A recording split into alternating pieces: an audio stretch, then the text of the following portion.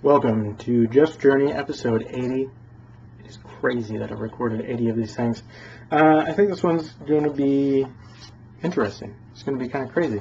So to start out, we're going to, go over the basic list I've been writing down, and then we're going to dive a little bit into the chaos of my mind. All right, so I have been, well, this covers the last couple of weeks, really. Some of my kids from China have mentioned that there was snow in Shanghai, so that was hilarious. And I was talking to the one girl, and she was like, yeah, there's a lot of snow, and like went outside and played in the snow and stuff. And I was like, oh, like, like how much? And she's like, this much. She's like, a lot of it. It was great. It reminded me of when I lived in Texas. It depends on which area you live in Texas, but it reminded me of when I lived in Texas and everyone thought we were having a snowstorm, and it was like there was barely any snow coming down, and then it melted within like 2 hours after it barely accumulated. And the guys tried to make snowmen and have snowball fights, and it was interesting. It was hilarious. I got some colostrum, a quart of colostrum, goat's milk colostrum, and it cost $10 for a quart. But that seems to help my health so much. Now, last year I tried drinking raw cow's milk colostrum, and it didn't seem to be able to digest it that great, but my digestive system has healed a lot over the last year. So with the stuff I've been doing, the carnivore adapted version of GAPS, I adapt stuff a lot, right? I'm not very good at following orders or directions or plans, agendas, any of that type of stuff. So I contacted the Amish again, and because raw goat's milk colostrum, I can just almost get none, right? I can get very little, but it's really powerful stuff. But I contacted the Amish again, and hopefully in the next couple of weeks I'll be trying that again with the cows, the cow milk, raw cow milk colostrum, and see how that goes again this time. And if that works, I have really high hopes for my health for that. That's probably the most powerful thing I think that I could do in the near future. Beyond that, we'd be looking at getting like stem cell therapy in Panama, which I looked into. I contacted some places, and it would cost 30 grand cash to go get stem cell therapy. And that would probably heal my digestive system, but it probably wouldn't heal my spine, right? It wouldn't change the deformity. So, but anyways, I think colostrum could definitely jump the needle. It could swing the bar, whatever metaphor you want to use. What else? Well, I mentioned sleep and mental cycles on here early, but we'll go through a bunch of stuff, and then we'll come back around to mental stuff later. All right, pens. One, all right, I love pens. Loved pens for a long time. Played with a lot of pens, spent a lot of money on pens, bought a lot of different types of pens, used pens. And these cheap, crappy little pens, all right, from Dollar Tree. They're great. They're called ProMarks pens, and it is crazy because these things, so I went in there, and I was really just killing time, like avoiding things that I didn't want to do, like some writing and some psychological digging and that type of stuff. I was avoiding that, and so I wanted to check out Home Goods and see if they have this certain kind of honey that Mom and I really like, that is, or she especially likes, I like too, for ginger tea that comes from orange blossoms in France, and they didn't have any of that, but I just dipped in a few other stores while I was there, and of course Barnes & Noble. But I went in Dollar Tree, just check out their pens, actually, and look at their cheap, crappy pens, and I bought a couple of packs, and most of them were horrible. I mean, I threw them away, except for these. And they come in 3 packs for $1, right? So even with tax, it comes to 35 cents each. And this pen, I would say, is good as a $3.50 pen. And they seem to be working good for a decently long period of time. I like the feel and the size of them. It's amazing. It's so rare to find something that's cheap and good, right? Just because something's expensive doesn't mean it's good. But usually something's cheap, it means it's crappy. So, yeah, anyways, really happy with that, Celebrate the small things. I've mentioned my driving ticket I got recently before, and so check out this little racket somewhere down here. So I've got a bunch of notes right on one side and whatnot, but I got this. Oh, well, I was found guilty, right? And I paid $75, and then 2 points go on my record. But I get this thing in the mail, not that long afterwards, and it says that I can take a class, right? And if I pay $30 or $35 or whatever this thing is to take a class, then they won't put the points on my record. Oh man, such a little racket. It's like a multi-question test online or whatever. And then sitting next to it is I got to pay my fees for the privilege of having a vehicle too, a couple $100 for that. And you know, it's interesting. Protection rackets are they must have been one of the first businesses. Because they work well. They work well, that's for sure. It's actually a study of Cradix, which is super interesting. I'll mention that. I messaged the guys that are founding Cradix. Now, it's the opposite of catalytics, which is part of praxeology, all right? So stick with me, because I'll tell you what all this stuff is. So praxeology was founded by Ludwig von Mises, and it is part of the Austrian School of Economics, and it's about the study of human action, what humans do, all right? Not why they do things, what humans do. And catalactics is about voluntary exchanges, right? So business, essentially. I'll give you this, you give me that type of thing. Cradix has not really been delved into, and it's about the study of threats, right? Do this or I'll do this to you. And you know, that's almost a more foundational thing, I think, which is really interesting. I think violence, to a large extent, is more foundational than, like, voluntary interaction. So, I mean, cooperation is important, too, but competition was first. So, it's super interesting. I messaged the two guys that are really driving that research and that theory forward, and they both got back to me. There's not very much out on it. They came out, you know, just in the last couple of years with their theories, but it really corrects the error in business cycles they have, how business cycles happen on a big basis, on the big idea scale of what's actually happening. It's an error correction, right? People think things are worth this much, but they're not actually. But there's also an error correction in power exchanges, whether it's bullies on a playground, right? The bully says, you know, give me your money or I'll beat you up. Well, will he or won't he? There's the possibility, and there is the error cycle of calculating will he or won't he. And it's the same thing happens at the level of government violence, right? Government instituted violence of will they enforce this, won't they enforce this? And we see this every day with, like, you know, speed limits and stuff like this. So, but it happens on a much bigger scale, the rise and fall of governments and whatnot. So Cradix is super interesting. I don't know how deep I'll get into studying it, and you can't go very deep because there's not very much on it unless you start making stuff. You know, you'd be part of the movement of making Cradix a thing. So, but it's super interesting.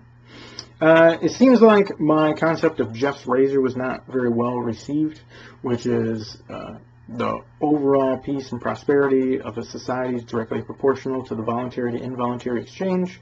It seems like the people that are serious about economics and stuff are like, right? It's like amateurish stuff, and the people that aren't serious about economics are like, I don't understand that. So it seems to not really connect with anyone, which is interesting. I've been getting more play with theoconceptualism, but it's really still being worked out. And the theology is difficult to work out because I don't consider it that important, which is interesting. And there's a lot of stuff in there that I don't consider solvable. So then you just have to, like, pick a side. But on the religion aspect, where you're actually interacting with things and people in the world, so ethics and behavioral patterns, stuff like this, I think I really laid out a solid foundation. Unfortunately, I named the article The Impetus of Theoconceptualism. And I think a lot of people don't know what impetus means, which means like a starting.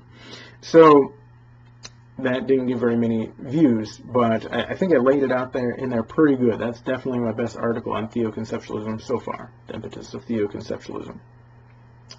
My money's getting really low, which is unfortunate, but the roof did get done, so that's cool. Looks good.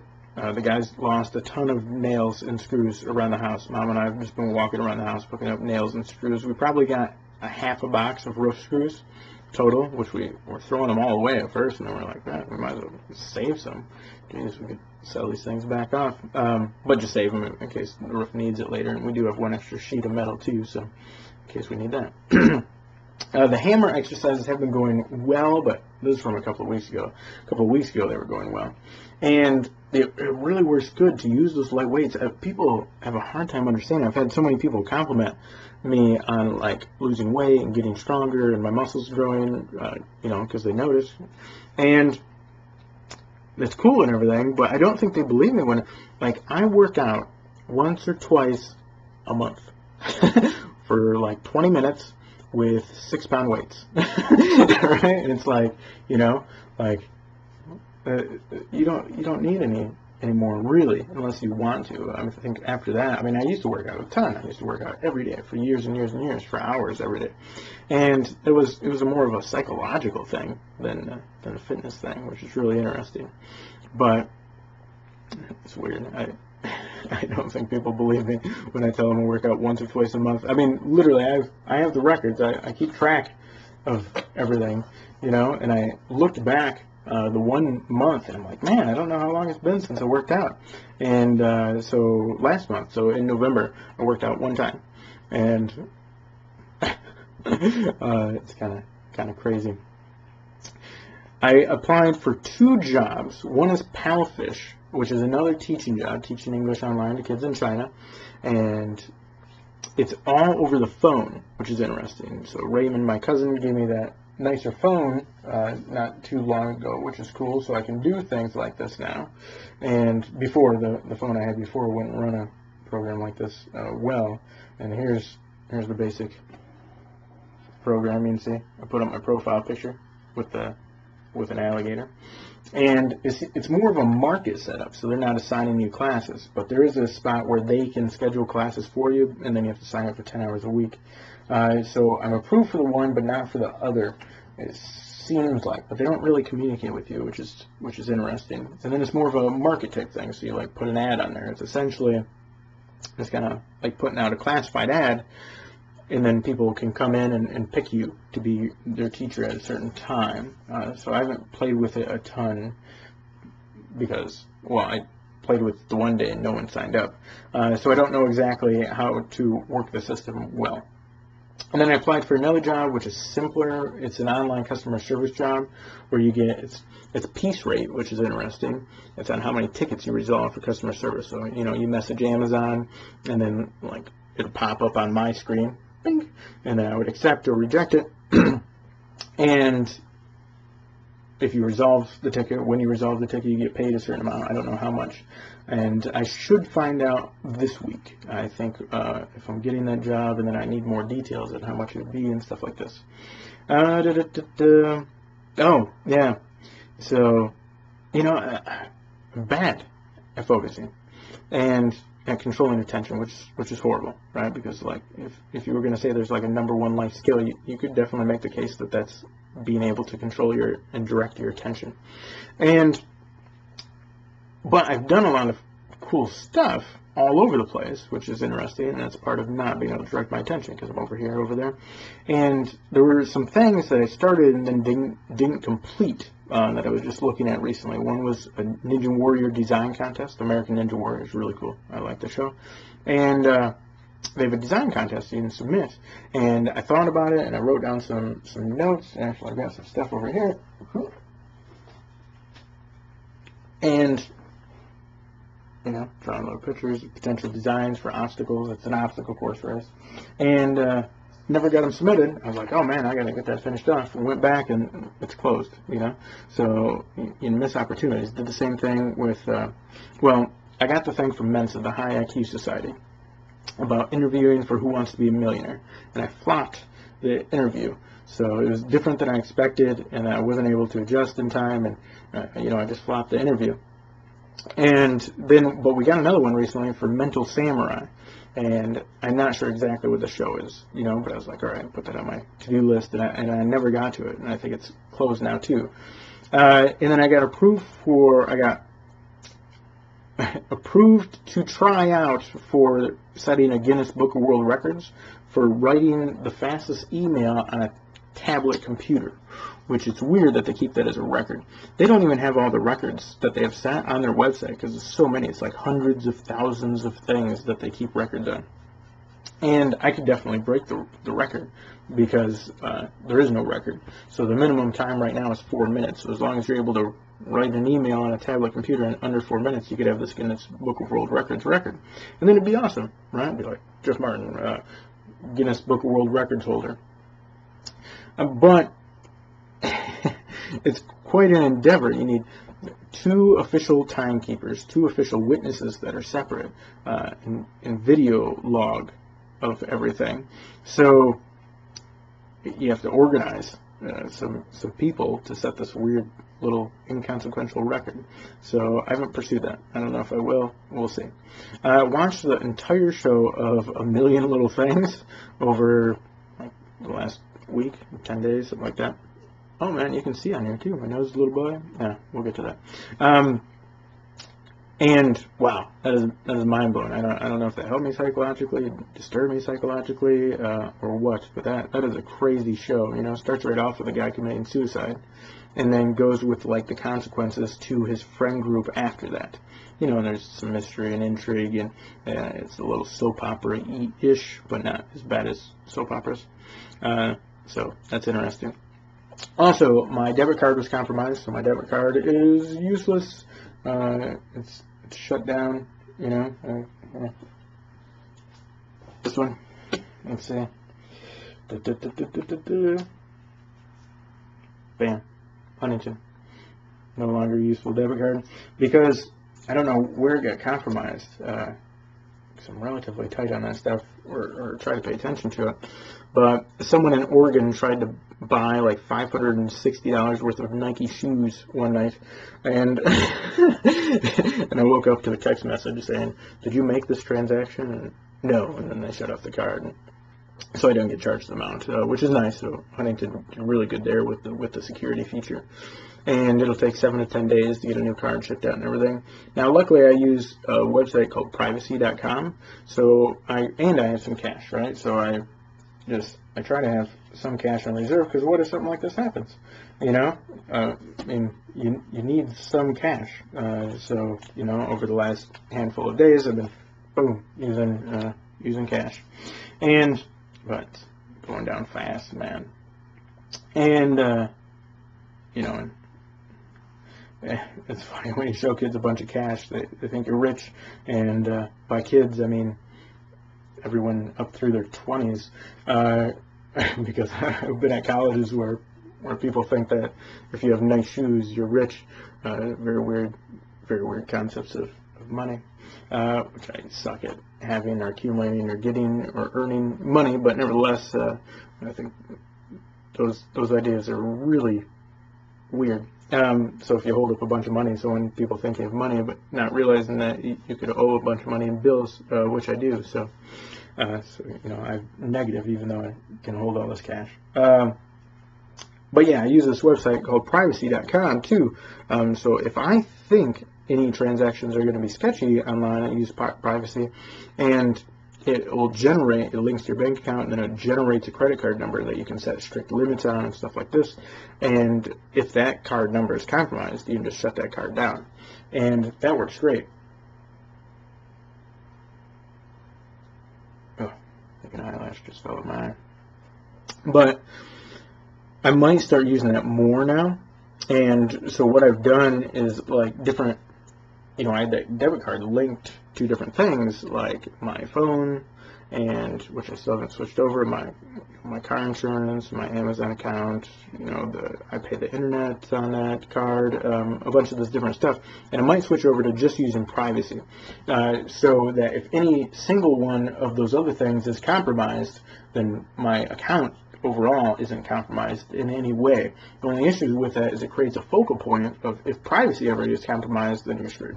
But that might be a decent way to go, and so we'll see. I set it up a new card just for Amazon through the privacy thing, and you know, that seems to work fine. I'll play with it, and then really limit the use of card to when I'm actually going to stores and using it. Like that could be, and that'll really limit it, like geographically. So then we'll really be able to tell if someone buys something somewhere else. So we'll see how that goes. Playing with security, it's almost inevitable today that you get stalked online, that you get your identity stolen by someone, that your credit or debit card in this case, gets compromised. All this stuff is just normal stuff now. So you have to work it out, think it out. What else? Oh, bloody nose. So yesterday, I'm just standing in the kitchen, eating. I was eating barbecued rib, and my nose just started, just like a faucet of blood. I mean, I filled up like a bunch of tissues and like an entire big piece of paper towel, just soaked in blood, arterial blood, like deep red, bright red blood, and a lot of it came out. I don't know what that's about. Other than my health is deteriorating over the last few weeks, I've kind of been, longer than that, over the last couple of months, I've kind of been compromising my diet. I've never really recovered from going into Thanksgiving, and when you start compromising your diet, it's very difficult. There's an old book, not that old, I guess, from the 90s, called Type A, Type B Diet, and it talks about a lot of dietary issues, and binge eating and this type of stuff is a minor allergic reaction. And so it sets off these other things, and unless you're strict, it's hard to be strict. As soon as you start compromising, it creates like this cascade effect, right? It's kind of self-reinforcing, feed-forward loop, positive feedback loop, whatever you want to call it or approach it as. It's difficult to get back on. So, my diet's been over the last month. And here's the thing, if you're eating all meat, or almost all meat, you don't need any other supplements, right? You don't even really need vitamin C. You just don't need vitamin C if you're eating all meat. It's very unique. Science and the medical industry has no idea how that works. They will tell you it's impossible. It's funny, like the medical industry is such a horrible industry. You can hold this pen in front of their face and you'll be like, this pen exists, and they'll be like, no, it doesn't. And you're like, you're an idiot. And then you'll stop going to doctors because you realize that's not very useful. Or that's what I did. But if you start eating other things, especially, sugar, flour, and, sugar is my big downfall, is what ends up happening is you get that minor allergic reaction, which causes you to binge a bunch of other stuff, and a bunch of that thing, which I tend to do. I can't eat one bite of something. If I eat one bite of a cookie, I'll eat like 20 cookies. And I've tried to not do that. I'm like, okay, I'll just have one. It never works. Never seems to work. I don't know what I would have to do to change that. I don't know if that's changeable. I don't know if I can change that. I don't seem to be able to. And if you eat all these other things, especially sugar, flour, these don't have any nutrients in them, right? So they have, calories, they have carbs, they have carbohydrates for energy, but that's it. And so your body has to use other nutrients to process this. It has to use other vitamins, other minerals, and these other vitamins and minerals have to come from somewhere else. And so if you're eating almost exclusively meat or exclusively meat, you're not getting any vitamin C. Vitamin C, from the processes that we traditionally know, is necessary to make collagen. Now, your hair, your fingernails, your tendons, your ligaments, your skin, your bones, your muscles are all made out of collagen, right? Different types of collagen. So, extremely important. Your body will fall apart if you don't have collagen. That is scurvy, right? That's when like sailors sailing across the ocean, a couple hundred years ago, would like their teeth would fall out, their hair would fall out, and their body would literally just fall apart unless they had like a couple of oranges or something like this, or citrus fruit. That's because of the vitamin C. So you want vitamin C because you don't want to get scurvy. But what the medical industry won't tell you, mostly because the doctors don't know, mostly because the medical industry is extremely corrupt and has now become so systemically corrupted that the people don't even realize that their bad information was actually corruption. Not to mention, it's just hard in itself, so even if you didn't have the corruption, it'd be hard to figure this stuff out.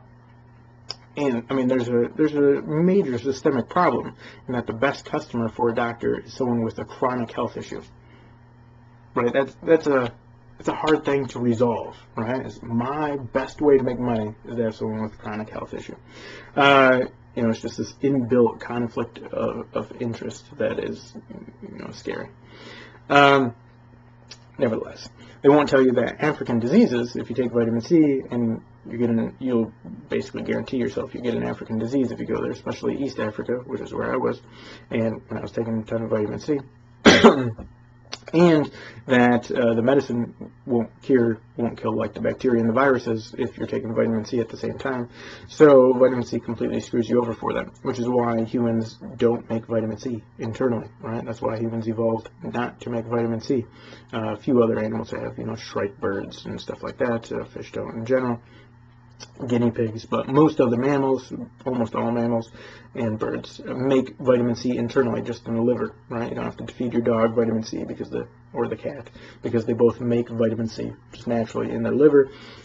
So that process was specifically taken out of humans for a reason, and it's because it hurts us in fighting these specific human diseases. So people don't know this stuff. Your doctor does not know these things, and we'll probably never learn them, because they have no reason to. Because it doesn't really hurt them. It just hurts you if you get sick and can't get better. So, we don't know how the process exactly works if you're just eating meat, but we do know that meat cures scurvy. Right? Even back then, they knew fresh meat cures scurvy, but you can't haul fresh meat on these long ships, on these long trips on ships. So that wasn't a good option, so citrus fruit was the normal option. But as far as we know, vitamin C isn't in meat, right? Meat doesn't have any vitamin C. At least that's what the government says based on their tests. I'm not sure if that's completely true. Now, like liver does have vitamin C. So some things are a little bit different with organ meats, but you don't have to eat organ meats. And your vitamin C needs will go up if you're eating like sugar and flour and this type of stuff, because you need to make more collagen because of the nutrients being sucked out for this whole process, right? So it's interesting, but the basic idea is that by messing up my diet, I'm severely messing up a bunch of processes in my body, one of which makes collagen, which would make like your artery walls and skin and stuff more fragile, which would be a good reason why you get a nosebleed. So that's probably been going on for a month. And then for like a week or a little over a week, I've really mentally deteriorated. Now, I think part of that's physiological, right? Not sleeping enough, not getting enough hydration, not eating clean, which means your brain isn't clean. If your brain isn't clean, your brain doesn't work right. Pretty basic, pretty simple. You can guarantee that you get dementia and Alzheimer's by not sleeping enough for years, right? It just guarantees it, which almost everyone is doing, so, So that's interesting as well, because I keep records, right? I keep records, I keep track of all these things, all these, right? What I eat, what I do, what I watch, how I feel, how I'm sleeping, all this different stuff. And so that's when these records come into play. That's when they're useful, right? And so here's the one I was looking through before. And I looked back, I was like, man, I was really productive there for like a couple of weeks. What was going on? And I found that between like November 20th and like December 9th, I wrote, I think I averaged a little over writing an article a day. And I was feeling pretty good, and I was being productive, right? And being generative is huge. So that academic from Europe that I was emailing with, Tatiana Schnell, something like that, she was amazing research, and here's some of the research I was reading, and bam, notes I'm trying to figure out how it actually applies in my case.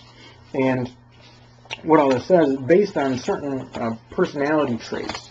Here's me trying to work out how the stuff actually applies to me.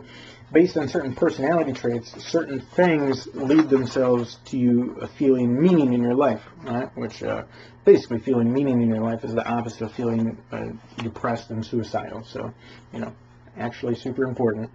And the number one thing, which I wrote down a bunch of random notes as I was trying to figure this out on here.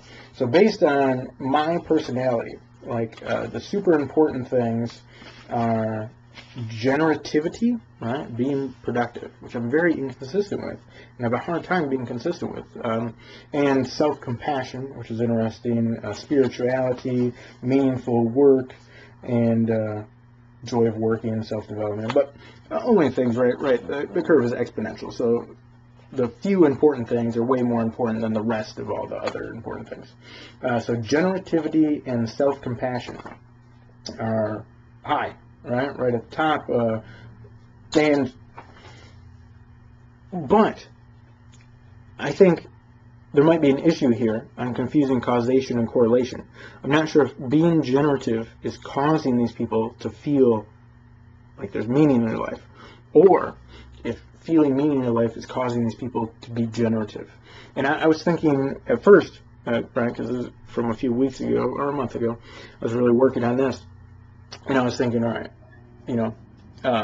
maybe, or not that long ago, I guess. Anyways, being generative is causing the feeling of meaningfulness.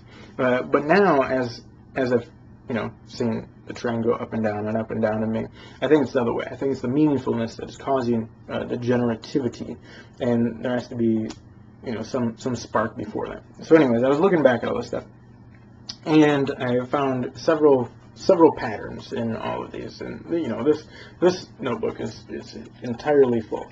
These are records of my days, of different stuff I've been doing, and this one is pretty detailed. The ones I kept before, let's see, like this whole one here. So this one is all full, but this one is just diet, right? Just diet and how I feel. This one is entirely filled with. And then I took 2 weeks off of doing that when I did the alligator wrestling trip to Colorado. And because I thought, maybe I can do without it, and I couldn't. And then I started recording more stuff, and my diet never really got back on track, unfortunately. But this is when it comes in useful, because you can look back and you can start going through the patterns. And this is what I was doing last night. You can see like underlying little stuff in red, and just trying to figure out, all right, like what's going on here, all right? What's like when I was productive, like what was sparking that? So what I did is I went on my blog and I found that, I found a couple of things. I found when I started being productive, and it kind of kicked off this trend, which can be a self-reinforcing pattern, right? With feed forward, positive feedback loop, right? Whatever you want to call it. Things tend to, one thing causes itself to become more. So that's really powerful. And I found several things. One, sleep, right? Like I was sleeping way more. I was sleeping longer at night, and I was taking consistent naps almost every day, at least every other day. So that's huge, because that keeps your brain clean, right? That's the only time your brain cleans. And my accumulation of toxins might be more than is common because of my digestive issues, and also because of the deformities, because it doesn't allow the cerebral spinal fluid to flow right. So maybe the toxins accumulate faster in my brain and stay in there longer and have a harder time getting out, which means I need more sleep to clean my brain.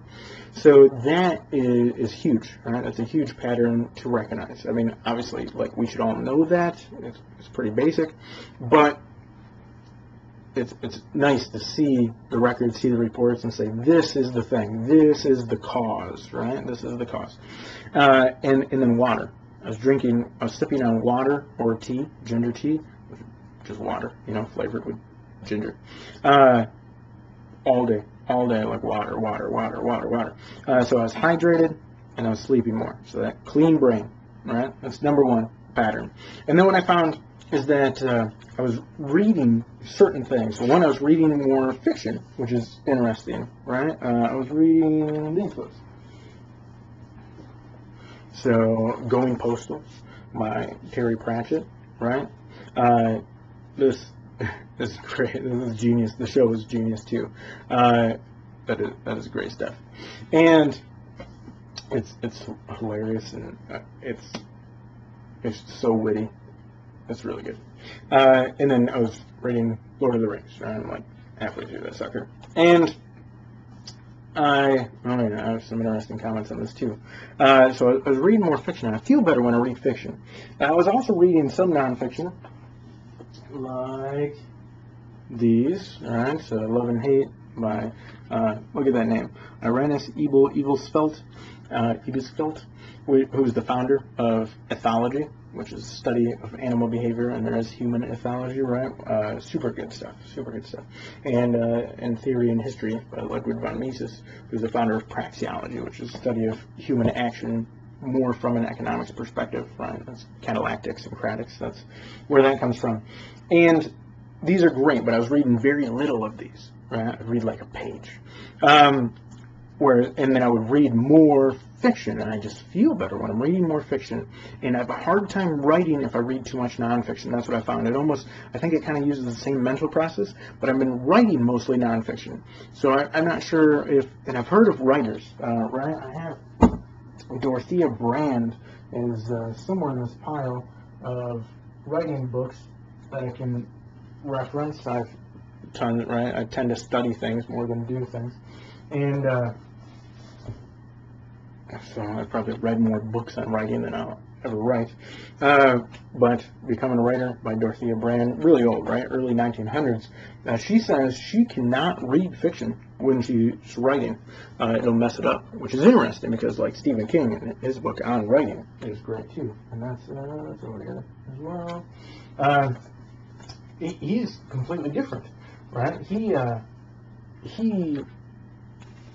writes for like 3 hours a day, and he reads for 3 hours a day. He considers it super important.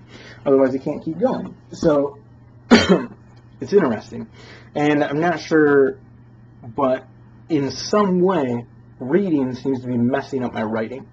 I'm not sure exactly how those are related. I haven't parsed that out, and I haven't figured that all out yet. But I will. And note on Lord of the Rings, right? So I attempted to start Lord of the Rings a bunch of times over a bunch of years, and I was like, I just didn't kind of like the styling so much until I realized that it's more of a close historical work in a fantasy setting, right? It's like narrative history in a fantasy setting. And when I was looking at it like that, I was like, I like reading history books. And if you look at it like that, then it reads really well.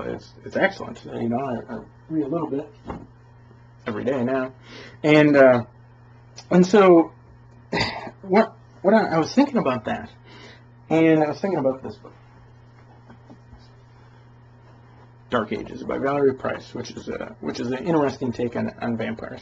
And this thing is like a cult following, right? It's not huge, but it has like a cult following. And you can see, I read a decent portion of it, and I stopped. This is months ago, right? Maybe 6 months ago, a year ago, I don't know, something like that. Probably 6 months ago, maybe a year ago. And just not really my thing. And I don't read things that I don't like. It's just, there's 130 million books in the world. I'm not going to read them all anyways. I'm going to die long before I read everything that I like. I've read, I don't know, I've probably read like 5,000 books or something. I should have kept track because it'd be a cool number. But I've read thousands of books. And I probably have about 5,000 books on my to-be-read pile on Amazon. So, just on my wish list. I'm never going to get through all those. So, I don't have to force myself to read anything because I just have other stuff to read. But a lot of people do. And I discourage those people from doing that. I'm like, why? And they're like, I'm trying to read this book and I'm having a hard time, but I'm like forcing myself to do it. I'm like, ooh, that's stupid. Right? Just go read something good. But I was thinking about this, and I was thinking about this with Lord of the Rings after, cause I go back and, just look at stuff again. See if I like it. You change over time, right? And, it's like when you step in a river twice, right? You step in two different rivers, and it's two different people that step in the two different rivers because you're changing as well as the river, something like that. And, I tried sushi like 6 or 7 times or something before I liked it. And then the one time I was like, oh, this is pretty good. I hated it every other time I tried it, and then I started liking it more, and then I really liked sushi. So things change, and if you just keep taking things, a lot of times you're going to acquire a taste. But I was thinking about what's the variable and what's the invariable, So what you can say, the book is an invariable, right? The words are the way the words are. And so what the variable is, with Lord of the Rings, what changed is me, is my perspective on it. And that is an interesting take on maybe it is beneficial for people. So if a lot of people say, some book is a classic, it's really good, then people are going to be like, all right, there's something valuable in there. I can get that from Social Proof. Social Proof, isn't, you shouldn't just follow Social Proof, but it's not that it's bad. It's important for a reason. It's very useful. Just like arguments from authority are actually useful and important, even though they can lead you astray. Doesn't mean they are. So Social Proof is important like that, and you can say, all right, there's something valuable here, but I don't like it. But maybe if I force myself to interact with it, what'll happen is I'll change my mindset until I'm able to like whatever. And, some classic work that everyone says is good, and in that mindset, that'll be better for me. It's changing myself. So these people that are forcing themselves to read things that they don't like, which I've always called stupid, not so directly, but pretty direct because I like being transparent. And then, I say, like, listen, man, there's 130 million book titles in the world. There's something out there that you like. You just have to explore more. Just explore, right? If you don't know exactly what you want to read next, then you should be in exploring mode. You shouldn't be hammering away on this one thing that you don't like. But if you're trying to change your mindset because you see value from the Social Proof of other people, then it makes sense. Now, I've never heard anyone make that argument. So I had to come up with that on my own through my own experience with Lord of the Rings, but I think it's really good, and that's a very reasonable position and makes a lot of sense. I wish someone would have made that argument to me years ago, because I've had talks with people on books like this a bunch of times, and no one's ever said that. But a lot of times, we do things for reasons we don't fully understand, and we definitely can't articulate, so it happens all the time. All right. Next thing, that was interesting stuff about books. Oh, so trying to work out my mental issues. And so I keep other little notebooks just constantly. I'm always keeping like tons of little notes and like little patterns and thoughts and ideas and stuff that I'm trying to work out. And I was doing some of that back here when I'm keeping track of this record, right? So this is the 18th. So I figured start a few days before and try to see where the transition comes from, And I was reading like a little bit of Viktor Frankl, which if you don't know who Viktor Frankl is, he's a psychologist, survived the Holocaust and stuff. Super good stuff. And I was reading a little bit of Le Guin, Ursula Le Guin, who's a fiction writer, super good, and I was sleeping more here. And I was reading Going Postal by Terry Pratchett, and then tons, and actually, so the day before I started doing the writing, or the day of, I was doing the writing, right? The day before I got extra sleep, the 2 days before I got extra sleep. And the day of, I was reading Oscar Pfister, which is an old psychologist he was a friend of Sigmund Freud's, and that was really interesting stuff. But I was reading a ton of Frankl. I mean, a ton, like you can see near the bottom here, all those little red underlines, most of them are just the word Frankl, which I was reading Man's Search for Ultimate Meaning by Viktor Frankl. And this just led me in the morning, because I was working, but I didn't have very many students, so I had more time in between students than I did of students. And this led me right up to just feeling like writing and getting writing done. And that is interesting. I was like, wow, that's because I finished that book, and then right after I finished that book, I started writing. I was like, wow, the end of that book really, like, there was a transition there. So I got extra sleep for like 2 days. Then I was reading this book by Viktor Frankl. So that was somehow changing my mindset, and I came out of a slump, and then bam, started writing. And then I wrote an article or two almost every day for a couple of weeks, and then I came back out of it. And I was trying to study the coming back out of it phase too, but I think the going into it is probably, well, at least so far, it's led to better insights. And also, I looked at what I was writing near that time, and one of the first things I wrote was that article I wrote on, it's a weird title, it's like fear, death, pain, guilt, loss, something like those 5 things in some order. And it's really my take on those. So this confronting of these bad things, these tragic elements, malevolence, this stuff, mostly tragic, right? The confrontation of tragedy, which is what a lot of Viktor Frankl does. And my own writing of it, I think, was really a lot of the spark and the impetus for this. And a little bit before that, I've been working with, so I was sleeping more during this period, and I was also dreaming more. And I was like going into some half dream states too, which is kind of like active imagination from Carl Jung. So you're kind of resolving symbolically mental issues, inner conflicts. And I haven't been doing that for the last week at all. And I've kind of been avoiding it because it's uncomfortable. It's not a comfortable, fun process, but it does allow you to make progress. And so I think that's part of it. I think it's those things. So I think it's kind of these frameworks that Viktor Frankl specifically works with. I think it's confronting psychological issues with like active or constructive imagination. And then I think it's having a clean brain with more sleep and more hydration and probably a cleaner diet. So now I'm really excited about this, which is interesting. You know, I wrote another article yesterday for the radio station, but it was very difficult to get the writing done. It's just like everything inside of me is just like resisting. And, you know, you can't like willpower. Willpower is very limited. The people that are selling you the idea that you can like use willpower to overcome your own limitations, it's not good. You can use your willpower, if you have it, to overcome external limitations. But to will yourself to will it just doesn't work. You can find references in that to, you know, in Viktor Frankl and a bunch of other stuff. But Karen Horney, which is a weird name, but one of the first female psychologists, one of the first major female psychologists, she presents a super interesting thing about inner conflict here, you know, our inner conflict, and talks about resolving it, and I'm really excited about that. And then all the Jungian stuff with active imagination, I think I've been avoiding it, and that's a major issue, which is interesting because Jordan Peterson is just putting on a class, and I just saw an article. It's like a 64-page article that I downloaded. I haven't read yet, and I'm going to read at least in the next couple of days, maybe today, on self-deception, which is all about this avoiding thing, which causes the major psychological hang-ups. And then I was looking at my Viktor Frankl stuff, and these are my favorite books from Viktor Frankl. So I guess I have 6 favorite books from Viktor Frankl. So his stuff is amazing. It's, you know, it's this confrontation with meaning, or the absence of meaning in life as well, and that's you know, it's been a major pursuit and obsession of mine for a lot of years now.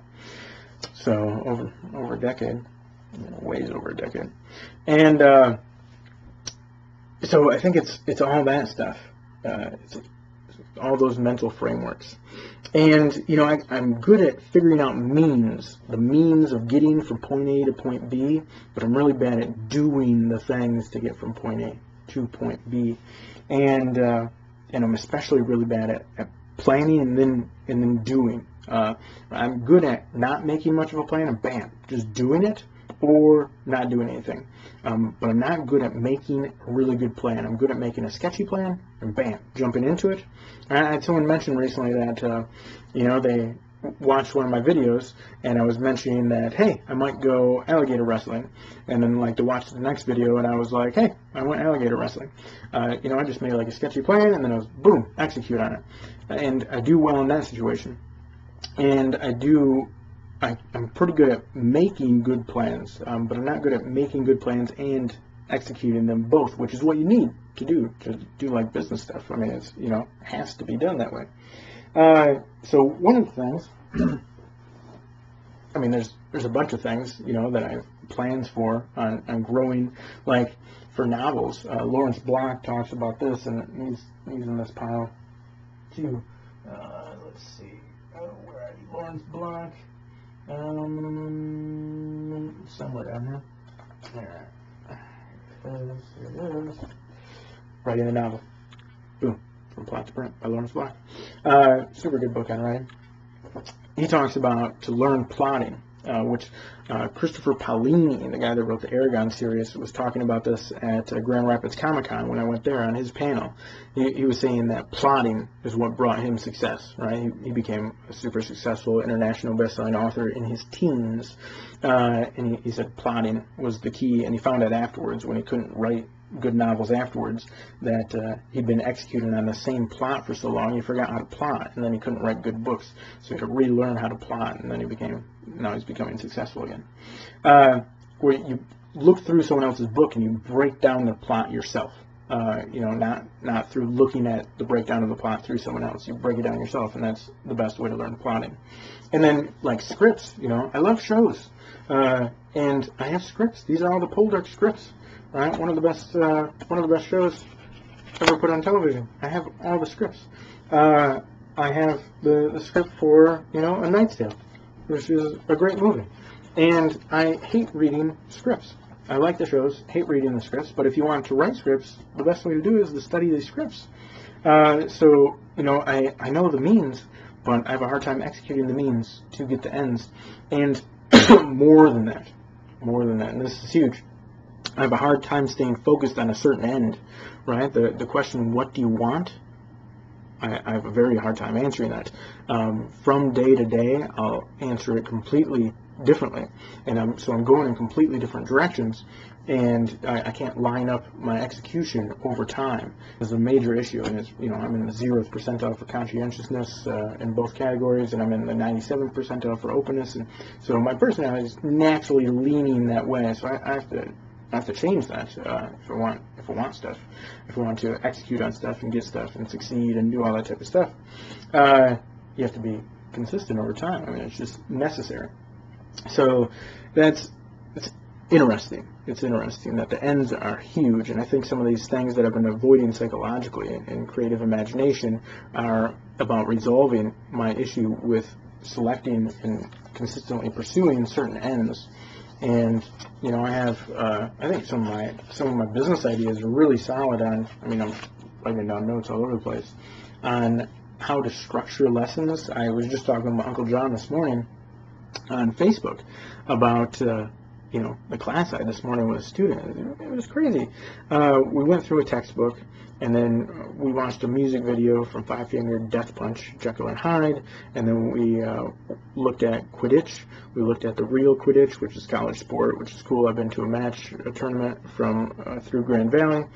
And then we looked at the movie version of Harry Potter, and we talked about Harry Potter characters. And, it's just a crazy class, but it's a lot of fun. And there's this huge mix between instruction and inspiration. If you don't have the inspiration for learning, the instruction really doesn't matter. You can't just focus on the pure instruction because you leave a bunch of kids behind.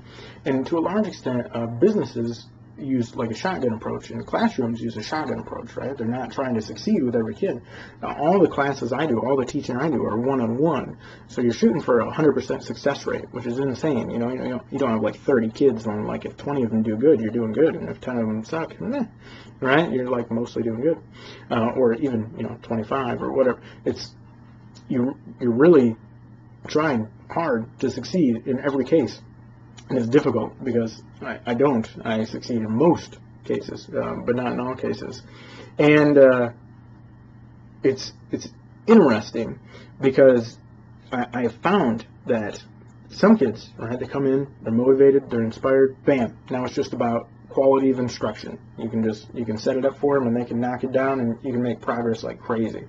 And other kids, like, you just flail around trying to figure out how to get the motivation right, how to get the inspiration right before you can even really do the learning part. I've done quite a bit of that, and sometimes I've had just knockout home runs. I've gone from kids that couldn't learn anything to completely changing their mindset about learning, and then the parents have messaged me and be like, wow, my kid's doing better in school and everything, and so that's really cool. And the failures, the ones that you haven't succeeded on yet, especially, are super frustrating. So I'm working on that, and I think I could improve the business aspect as well, or I could use the other business aspects, and I could improve the quality of the product for a lot of the teaching English stuff with weird concepts and unique ways that will probably seem super obvious after I implement them, and then a ton of people would copy them if I was able to make them successful.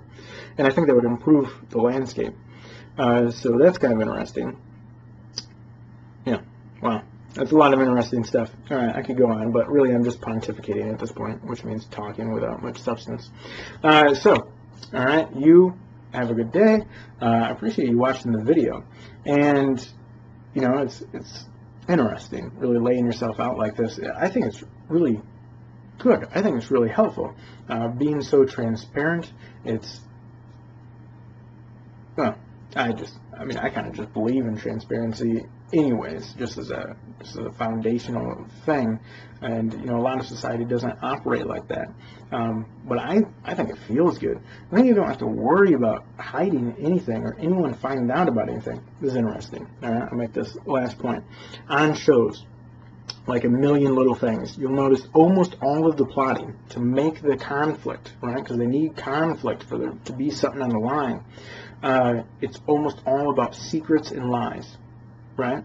So if you don't have secrets, which I have some secrets, not much, way less than most people, I'm sure, because I'm super transparent about all this stuff. And then if you don't lie, which I'm not good at lying, so I definitely try to avoid that. And I purposely tried not to become good at lying. But anyways, if you avoid that, you usually don't get much in the way of issues because you're transparent, so everyone just knows your stuff.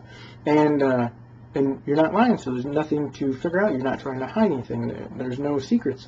And if you eliminated the secrets and lies in shows like A Million Little Things and whatever else, there would be no show. There wouldn't be enough conflict to even hold your interest. So I think that's a good way to pursue life, which is why I do the transparency stuff. Anyways, I will see you next time on Jeff's Journey, episode 81, because this was 80. I can't believe we're getting so high. Eventually, we'll probably even break 100. It'll be insane. All right, until next time, Jeff out.